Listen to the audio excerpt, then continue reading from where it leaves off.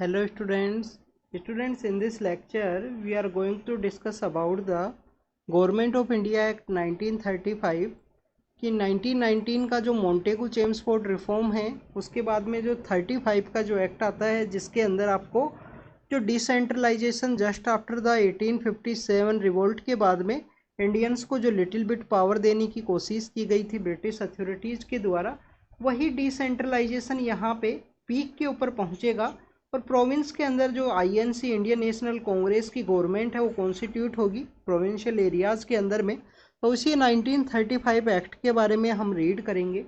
तो स्टूडेंट्स, उससे पहले हम बैकग्राउंड के अंदर जो डेवलपमेंट हुआ उसके बारे में अगर हम बात करें तो आप देखिए कि 1919 का जो एक्ट है, 1919 का जो कानून है, उस कानून के अंदर कहा गया कि जस्ट आफ्टर द 1919 एक्ट के बाद में एक 10 ईयर बाद में एक स्टैट्यूटरी कमीशन है उसे यहाँ पे कॉन्स्टिट्यूट किया जाएगा।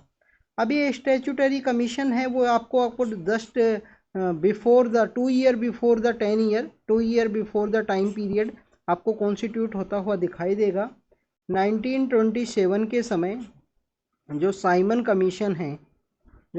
कमीशन है वो कॉन्स्टिट्यूट किया गया और उसके अंदर इंक्वायर करना था। साइमन कमीशन के अंदर वहाँ पे स्टैट्यूटरी कमीशन के अंदर में जॉन साइमन उसके चेयरमैन होते हैं और उसके द्वारा रिपोर्ट दी गई कि इंडिया को जो नया कॉन्स्टिट्यूशन के अंडर लाने के रिगार्डिंग में जो इंडिया की क्या कंडीशंस हैं उसके बारे में। जितने भी मेंबर्स हैं कमीशन के, साइमन कमीशन के जो मेंबर्स हैं वो मैक्सिमम आपको सभी जो ऑल मेंबर्स जो हैं वो आपको ब्रिटिश देखने के लिए मिलेंगे। ऑल मेंबर्स जो हैं वो आपको ब्रिटिश देखने के लिए मिलेंगे। तो यहाँ पे इंडियन रिवॉल्यूशनरी का एक क्वेश्चन आता है कि बेसिकली सभी मेंबर्स ब्रिटिश हैं और कोई दूसरा हमारे यहाँ पे कॉन्स्टिट्यूशन का इस्टेब्लिशमेंट या फ्रेमिंग के रिगार्डिंग में कैसे डिसीजन ले सकता है। तो आप देखिए कि उसके अगेंस्ट में ऑल पार्टी मीटिंग है वो की जाती है। ऑल पार्टीज़ के द्वारा उसका बाइकआउट भी आपको देखने के लिए मिलता है। ऑल पार्टीज़ का बाइकआउट भी है। इवन नेहरू रिपोर्ट आप मॉडर्न हिस्ट्री में जब रीड करोगे तो आप नेहरू रिपोर्ट के बारे में बात करोगे। स्टूडेंट्स, 1930 के समय साइमन कमीशन के द्वारा अपनी जो रिपोर्ट है वो सबमिट की जाती है। साइमन कमीशन के द्वारा अपनी जो रिपोर्ट है वो यहाँ पे सबमिट की जाएगी। रिपोर्ट सबमिशन के बाद में आपको देखने के लिए मिलता है कि रिपोर्ट के अंदर 4 रिकमेंडेशंस होती हैं। रिपोर्ट के अंदर 4 इम्पोर्टेंट जो रिकमेंडेशंस हैं वो आपको देखने के लिए मिलती हैं इस साइमन कमीशन के इस एक्ट के अंदर में। 4 रिकमेंडेशंस कौन सी हैं? एक तो वो जो डायरकी है उसको यहाँ पे अबोलिश किया जाए। जो डायरकी है उसके अबोलिशन की बात की गई कि डायरकी का अबोलिशमेंट है वो हो यहाँ पे कम्प्लीटली। सेकंड, अगर हम बात करें कि जो रिस्पॉन्सिबल गवर्नमेंट यहाँ पे प्रोविंस के अंदर दी गई है उसका एक्सटेंशन किया जाए, उसका यहाँ पे एक्सटेंशन हो। तो जो सेकंड यहाँ पे जो रिस्पॉन्सिबल गवर्नमेंट है उसके एक्सटेंशन की बात की गई कि रिस्पॉन्सिबल गवर्नमेंट का एक्सटेंशन हो। थर्ड, अगर हम यहाँ पे बात करें कि इस एक्ट के थ्रू आपको देखने के लिए मिलता है कि फेडरेशन के इस्टेब्लिशमेंट की बात की गई है और कम्युनल इलेक्टोरेट के कॉन्स्टिट्यूशन की। तो स्टूडेंट्स, आपको इस एक्ट के थ्रू आपको यहाँ पे देखने के लिए मिलेगा कि फेडरल स्ट्रक्चर के इस्टेब्लिशमेंट के रिगार्डिंग में जो फेडरेशन है, फेडरेशन का इस्टेब्लिशमेंट हो। और फोर्थ, अगर हम यहाँ पे बात करें कि फेडरेशन का इस्टेब्लिशमेंट के साथ में जिसमें प्रिंसली स्टेट्स हैं उनको भी ऐड किया जाए। और जो कम्युनल इलेक्टोरेट है जो 1909 के समय स्टार्ट हुआ और लेटर फेज में 1919 के अंदर और भी जो कम्युनिटीज़ हैं उनको दिया गया। तो कम्युनल इलेक्टोरेट का एक्सटेंशन की बात की गई। कम्युनल जो इलेक्टोरेट है उसके यहाँ पे एक्सटेंशन की बात की गई। कम्युनल इलेक्टोरेट को यहाँ पे एक्सटेंड करवाया जाए। तो ये कुछ रिकमेंडेशंस हैं जो आपको देखने के लिए मिलती हैं। उसके बाद में राउंड टेबल कॉन्फ्रेंस है वो वहाँ पे ऑर्गेनाइज की जाती है ब्रिटिश गवर्नमेंट के द्वारा। इंडियंस फर्स्ट टाइम में इंडियन नेशनल कांग्रेस नहीं पार्टिसिपेट करती है, सेकंड के अंदर करती है। उसके बाद में आपको कम्युनल अवार्ड देखने के लिए मिलते हैं जिसके अंदर जो मैकडोनाल्ड हैं ब्रिटिश जो प्राइम मिनिस्टर उस समय हुआ करते थे उनके द्वारा जो माइनॉरिटीज़ को प्रोटेक्ट करने के रिगार्डिंग में एक स्कीम है वो देखने के लिए मिलती है, जिसको हम कम्युनल अवार्ड कहते हैं। और वहाँ पे आपको गांधी जी एंड जो उस समय में जो हमारे B.R. अम्बेडकर सर हैं, उनके बीच में एक जो एग्रीमेंट है वो साइन होगा वहाँ पे यारबड़ा जेल के अंदर में। इस तरीके से आपको अलग अलग तरीके का जो डिफरेंट डिफरेंट टाइप का जो डेवलपमेंट है वो आपको बैकग्राउंड के अंदर देखने के लिए मिलता है। अब हम बात करेंगे कि जो गवर्नमेंट ऑफ इंडिया एक्ट 1935 है उसके क्या इम्पोर्टेंट प्रोविज़न हैं। गवर्नमेंट ऑफ इंडिया एक्ट 1935 के अंदर ऐसे क्या इम्पोर्टेंट प्रोविजंस थे जिसको कि हमें डिस्कस करना ज़रूरी है, उसके बारे में हम बात करने वाले हैं स्टूडेंट्स अब इस लेक्चर के अंदर। तो स्टूडेंट्स 1935 का जो एक्ट है उसकी अगर हम बात करें तो एक्ट यहाँ पे एक सेकंड माइलस्टोन है towards the completely responsible government. एक माइलस्टोन है। आपको देखिए कि 1919 के एक्ट के अंदर में जो 1919 का एक्ट था उसके अंदर फर्स्ट टाइम रिस्पॉन्सिबल गवर्नमेंट की बात की गई थी। और अब 1935 का जो कानून आया है 1935 का, इसके अंदर एक माइलस्टोन रखा गया है कि जो रिस्पॉन्सिबल गवर्नमेंट है, जो रिस्पॉन्सिबल गवर्नमेंट है उसका यहाँ पे इस्टेब्लिशमेंट हो इंडिया के अंदर। तो स्टूडेंट्स इसी वजह से आपको एक one of the lengthy act आपको देखने के लिए मिलता है, काफ़ी ज़्यादा लेंदी है। 321 इस एक्ट के सेक्शन आपको देखने के लिए मिलते हैं। 321 तो इस एक्ट के आपको सेक्शन ही देखने के लिए मिलते हैं। और 10 जो शेड्यूल हैं वो आपको इस एक्ट के देखने के लिए मिलेंगे। इस 10 शेड्यूल्स के अंदर में इस एक्ट को बनाया गया, तो काफ़ी लेंदी है। और इसी एक्ट का इन्फ्लुएंस आपको इंडिया के ऊपर भी देखने के लिए मिलेगा, इंडियन कॉन्स्टिट्यूशन फ्रेमिंग के ऊपर भी आपको देखने के लिए मिलता है बाद के अंदर में। स्टूडेंट्स इस एक्ट के इम्पोर्टेंट प्रोविजंस की अगर हम बात करें तो यहाँ पे ऑल इंडिया फेडरेशन की बात की गई है।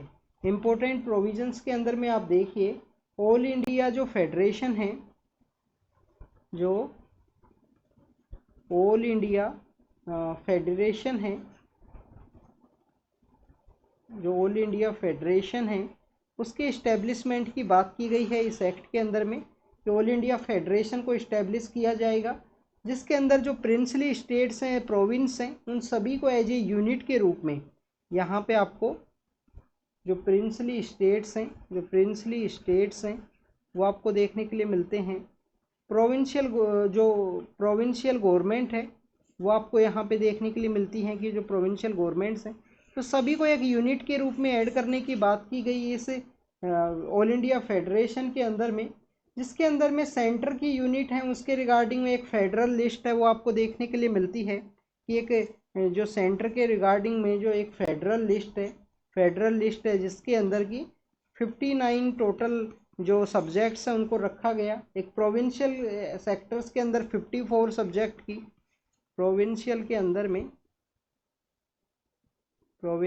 अंदर में आपको जो लिस्ट है प्रोविंशियल लिस्ट जिसके अंदर 54 और एक कंकरेंट लिस्ट बनाई गई जो आपको हमारा जो प्रेजेंट समय में शेड्यूल 7 है हमारे कॉन्स्टिट्यूशन का, उसके अंदर आपको ये डिफरेंट टाइप की लिस्ट देखने के लिए मिलती हैं। तो ये कंकरेंट लिस्ट है, जो कंकरेंट लिस्ट है वो भी यहाँ पे बनाई गई। और कंकरेंट लिस्ट के अंदर टोटल जो 36 सब्जेक्ट्स हैं उनको रखा गया कि इनके ऊपर लॉ मेकिंग प्रोसेस के द्वारा रेजुडरी जो पावर है वो वॉइसरॉय को दे दी गई। वॉइसरॉय जो हमारा वॉइसरॉय है विद द रेजुडरी पावर के साथ में आपको देखने के लिए मिलते हैं कि वॉइसरॉय रेजुडरी पावर के साथ में हैं। तो इस तरीके से आपको यहाँ पे फेडरेशन के अंदर अलग अलग तरीके से जो पावर का सेपरेशन है वो देखने के लिए मिलता है। बट अगर हम बात करें इस फेडरेशन की तो स्टूडेंट्स ये फेडरेशन कभी भी एग्जिस्टेंस के अंदर नहीं आएगा। हमारे जो प्रिंसली स्टेट्स हैं वो इसको ज्वाइन करने से मना करते हैं। प्रिंसली स्टेट्स के द्वारा जो हमारे जो प्रिंसली स्टेट्स हैं that decide to not join it, और उनके द्वारा नहीं ज्वाइन करने की वजह से नॉट केम इनटू एग्जिस्टेंस, कभी भी ये एग्जिस्टेंस के अंदर आपको नहीं देखने के लिए मिलता है कि कभी भी ये एग्जिस्ट नहीं करेगा। इसके अलावा स्टूडेंट्स जो डायरकी का जो कॉन्सेप्ट था उसको यहाँ पे अबोलिश किया गया। फर्स्ट हो गया ऑल इंडिया फेडरेशन का। जो डायरकी आपको प्रोविंस के अंदर देखने के लिए मिलती थी उस डायरार्की को यहाँ पे अबोलिश किया गया। डायरार्की को अबोलिशमेंट आपको देखने के लिए मिलता है। और प्रोविंशियल जो ऑटोनॉमी है उसको इंट्रोड्यूस किया गया, जिसके अंदर आपको हमारी जो इंडियन नेशनल कांग्रेस है उसकी गवर्नमेंट काफ़ी सारे स्टेट्स के अंदर देखने के लिए मिलेगी। तो स्टूडेंट्स, प्रोविंशियल जो ऑटोनॉमी है उसको यहाँ पे इंट्रोड्यूस किया गया है, डायरार्की को अबोलिश किया गया। इसके अलावा स्टूडेंट्स, हम ऑटोनोमस की वजह से डिफाइन स्पेयर के अंदर जो ऑटोनोमस यूनिट ऑफ एडमिनिस्ट्रेशन है उसको कैरी आउट किया गया। और 1937 के समय यहाँ पे जो ऑटोनोमस गवर्नमेंट है वो इस्टेब्लिश होती है, और जिसका आपको डिसकंटिन्यूएशन 1939 के अंदर देखने के लिए मिलेगा। इसके अलावा स्टूडेंट्स, अगर हम बात करें डायरार्की को सेंटर के अंदर अडोप्शन की बात की गई कि डायरार्की का जो कॉन्सेप्ट पहले प्रोविंस के अंदर हुआ करता था, इसी को अब सेंटर के अंदर यहाँ पे अबोलिश इस्टेब्लिश किया जाए। सेंटर के अंदर इनका इस्टेब्लिशमेंट होने की वजह से आपको सेंटर के अंदर जो सब्जेक्ट्स हैं उनका डिवाइड आपको देखने के लिए मिलेगा। रिजर्व सब्जेक्ट्स हैं, ट्रांसफ़र सब्जेक्ट्स हैं, उनको यहाँ पे डिवाइड किया गया। सेंटर के अंदर इस्टेब्लिशमेंट होने की वजह से 2 लिस्ट ऑफ सब्जेक्ट आपको देखने के लिए मिलेंगे, जिसके अंदर भी ट्रांसफ़र सब्जेक्ट्स हैं। ट्रांसफ़र सब्जेक्ट्स के अलावा अगर हम बात करें, आपको यहाँ पे रिजर्व सब्जेक्ट्स हैं वो भी आपको देखने के लिए मिलेंगे कि रिजर्व सब्जेक्ट्स भी यहाँ पे बनाए गए हैं। इसके अलावा स्टूडेंट्स, अगर हम बात करें बाइकैमरलिज्म है वो प्रोविंस के अंदर उसको इंट्रोड्यूस किया गया। तो ये आप देखिए कि कुछ पिछले ही एक्ट का आपको एक्सटेंशन देखने के लिए मिलेगा, या कुछ लिटिल बिट जो चेंजेस हैं वो आपको देखने के लिए मिलेंगे कि जो बाइकैमरलिज्म है उसको यहाँ पे बाइकैमरलिज्म जो है उसको यहाँ पे प्रोविंस के अंदर में जो प्रोविंशियल जो एरियाज़ हैं वहाँ पे इसको इंट्रोड्यूस किया गया है उनके अंदर में। तो कुछ हमारे जो लेजिस्लेटिव हैं 6 उस समय कुछ लेजिस्लेटिव हुआ करते थे आउट ऑफ द 11 जो प्रोविंशियल एरियाज़ हैं, जिसके अंदर आपको बाइकैमरलिज्म का जो इस्टेब्लिशमेंट है वो देखने के लिए मिलता है। इसके अलावा जो कम्युनल रिप्रेजेंटेशन जो था, जो कम्युनल रिप्रेजेंटेशन जो है, इस कम्युनल रिप्रेजेंटेशन का जो एक्सटेंशन है वो आपको देखने के लिए मिलेगा। और कम्युनल रिप्रेजेंटेशन के अंदर एक्सटेंशन आपको यहाँ पे जो सेपरेट इलेक्टोरेट प्रोवाइड किया गया है डिप्रेस क्लास के लिए, वुमेन एंड लेबरर जो वर्कर्स हैं उन सभी का आपको यहाँ पे देखने के लिए मिलेगा। शेड्यूल कास्ट हैं कुछ हमारी, कुछ डिप्रेस क्लास में जो शेड्यूल कास्ट हैं। इसके अलावा आपको यहाँ पे वुमेन देखने के लिए मिलती हैं, वुमेन हैं, और हमारे कुछ लेबर के वर्कर्स हैं, लेबरर के वर्कर्स हैं। उन सभी को जो कम्युनल रिप्रेजेंटेशन है वो इस एक्ट के थ्रू देखने के लिए मिलता है। अब स्टूडेंट्स, यहाँ पे आपके लिए एक इम्पोर्टेंट पॉइंट है, इम्पोर्टेंट पॉइंट आपको याद रखना चाहिए कि जो काउंसिल का जो इस्टेब्लिशमेंट हुआ था, काउंसिल ऑफ इंडिया, जो काउंसिल का इस्टेब्लिशमेंट हुआ था, काउंसिल ऑफ इंडिया, अब ये कब हुआ था ये आप कमेंट सेक्शन के अंदर बताना। 1858 के समय हुआ या उससे पहले हुआ, ये आप बताना कमेंट सेक्शन के अंदर। और नहीं पता है तो प्रीवियस एक्ट्स को रिवाइज करो स्टूडेंट्स। जो काउंसिल ऑफ इंडिया जिसका इस्टेब्लिशमेंट हुआ था, उस काउंसिल ऑफ इंडिया को यहाँ पे अबोलिश कर दिया गया, उस काउंसिल ऑफ इंडिया को यहाँ पे अबोलिश कर दिया गया। तो council of India completely abolished here. और यहाँ पे जो सेक्रेटरी ऑफ स्टेट को यहाँ पे एक टीम ऑफ एडवाइजर हैं वो यहाँ पे अपॉइंट किया गया। सेक्रेटरी ऑफ स्टेट जो हमारे हुआ करते थे, सेक्रेटरी ऑफ स्टेट को अब काउंसिल का असिस्टेंट के बजाय यहाँ पे जो एडवाइजर्स हैं वो बेसिकली यहाँ पे एडवाइज करेंगे, वो यहाँ पे उनको एडमिनिस्ट्रेशन के अंदर हेल्प आपको देखने के लिए मिलती है। जो हमारा फ्रेंचाइजी है, जो फ्रेंचाइजी इलेक्शन के रिगार्डिंग में देखने के लिए मिलता है, ये आपको 10% उसका एक्सटेंशन आपको देखने के लिए मिलेगा। उसका आपको फ्रेंचाइजीज का आपको 10% आपको टोटल पॉपुलेशन की एरिया को वोटिंग पावर है वो दे दी गई है। टोटल कम्युनिटी, टोटल पॉपुलेशन का जो 10% है उसके अराउंड में फ्रेंचाइजी आपको क्रिएट की जाएगी, 10% के आसपास पॉपुलेशन का। स्टूडेंट्स, इसके अलावा आप देखें कि रिजर्व बैंक ऑफ इंडिया जो हमारे कुछ इंस्टीट्यूशंस हैं, जो रिजर्व बैंक ऑफ इंडिया है प्रेजेंट समय में हमारा इसका इस्टेब्लिशमेंट आपको इसी एक्ट के थ्रू देखने के लिए मिलता है कि करेंसी के कंट्रोल के लिए या क्रेडिट के कंट्रोल के लिए। तो स्टूडेंट्स एक तो आपको देखिए कि करेंसी के रिगार्डिंग में जो हमारी करेंसी प्लस में क्रेडिट, उसके कंट्रोल के रिगार्डिंग में आरबीआई का इस्टेब्लिशमेंट किया गया। फेडरल पब्लिक सर्विस कमीशन का इस्टेब्लिशमेंट के अलावा आपको यहाँ पे provincial public service commission, joint public service commission आपको देखने के लिए मिलता है। तो इसी एक्ट के अंदर में आपको यहाँ पे जो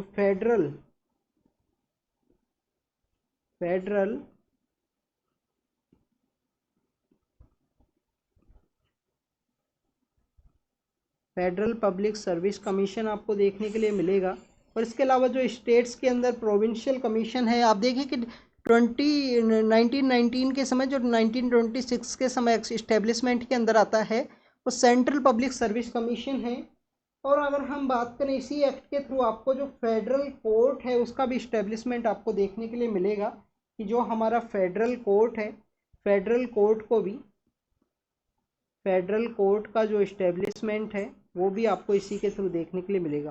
तो आप देखिए कि reserve bank of India, federal public service commission, federal court, ये तीन हमारे इम्पोर्टेंट इंस्टीट्यूशन हैं। इसका इस्टेब्लिशमेंट 10% जो पॉपुलेशन है उसको जो फ्रेंच वोटिंग राइट दिया गया है जो, वो आपको देखने के लिए मिलेगा। सेक्रेटरी ऑफ स्टेट के लिए जो काउंसिल हुआ करती थी, काउंसिल ऑफ इंडिया, जिसको कि आफ्टर द 1857 क्रिएट किया गया था, आपको कमेंट सेक्शन के अंदर बताना है कौन से एक्ट के थ्रू। तो उस काउंसिल ऑफ इंडिया का अबोलिशमेंट आपको देखने के लिए मिलता है। इसके लिए एडवाइजर्स अपॉइंट किए गए हैं। कम्युनल रिप्रेजेंटेशन आपको देखने के लिए मिलेगा जिसका एक्सटेंशन है schedule caste, women and labourers को। बाइकैमरलिज्म आपको यहाँ पे देखने के लिए मिलेगा मैक्सिमम प्रोविंस के अंदर। आउट ऑफ द 11 जो प्रोविंस है जिसमें 6 के अंदर बाइकैमरलिज्म है, उसका इस्टेब्लिशमेंट किया गया। डायरकी को प्रोविंस के अंदर एबोलिश करते हुए यहाँ पे सेंटर के अंदर उसको यहाँ पे शिफ्ट किया गया है। प्रोविंस के अंदर इसका अबोलिशमेंट है। ऑल इंडिया फेडरेशन जिसके कॉन्स्टिट्यूशन की बात की गई, that never came into the existence, princely states just refused this offer all India federation को, तो ये कभी एग्जिस्टेंस के अंदर नहीं आया। तो ये कुछ 1935 एक्ट के कुछ इंपॉर्टेंट प्रोविजन है जिसको हमने डिस्कस किया। आप भी इनको बुक के अंदर अच्छे से रीड करना, आपको जो भी चीज़ ना समझ में आए उसको बार बार रीड करो जिससे आपको याद होगा स्टूडेंट्स। तो थैंक यू वेरी मच।